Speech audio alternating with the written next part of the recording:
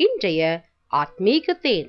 இன்று தினத்தின் தியானத்திற்காக சங்கீதம் 40:16 உங்களுக்காக நான் வாசிக்கட்டும். உம்மை தேடுகிற அனைவரும் உமக்குள் மகிழ்ந்து சந்தோஷப்படுவார்களாக. உம்முடைய இரட்சிப்பை விரும்புகிறவர்கள் கர்த்தருக்கு மகிமை உண்டாவதாக என்று எப்பொழுதும் சொல்வார்களாக. ஆம் பிரியமானவர்களே, என் தேவனாகிய கர்த்தரை தேடுகிறவர்களுக்கு ஒரு நன்மையும் குறை வைக்க மாட்டார். கர்த்தரை தேடுகிற நாளெல்லாம் யோசபாத்தின் காரியத்தை வாய்க்க பண்ணினதான தேவன் இன்றும் நீ அவரை தேடும் பொழுது உன் காரியங்களை வாய்க்க பண்ணி உனக்கு விரோதமாய் எழும்புகின்ற எல்லா இடுக்கண்களையும் எல்லா விதமான தடைகளையும் மாற்றி போட்டு தம்முடைய மகிமை நிறைந்த நாமத்தின் நிமித்தம் உன்னை எல்லா தீங்குகளில் இருந்தும் விலக்கி ரட்சித்து வழிநடத்த வல்லவராயிருக்கிறார்.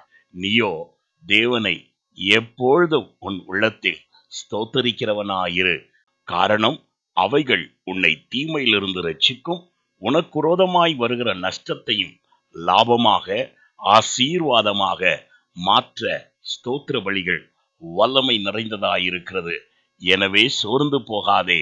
நாள் முழுவதும் தேவனை ஸ்தோத்தரித்து அவருடைய மகிமையின் அதிசய செயலை கண்டு அவருக்குள் களி கூறுகிறவனாயிரு. நான் உங்களுக்காய் ஜெபிக்கட்டும்.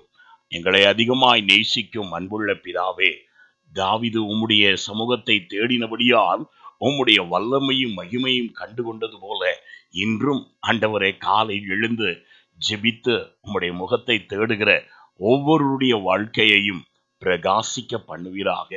கர்த்தரை தேடுகிறவர்களுக்கு ஒரு நன்மையிலும் குறை வைக்க மாட்டேன் என்று சொன்னதான தேவனே, உம்மை தேடுகிறவர்கள் இந்நாளிலும் மகிழ்ந்து சந்தோஷப்படும்படியாய் அவர்களுடைய எல்லா சஞ்சலங்களையும் நீக்கி போடுவீராக.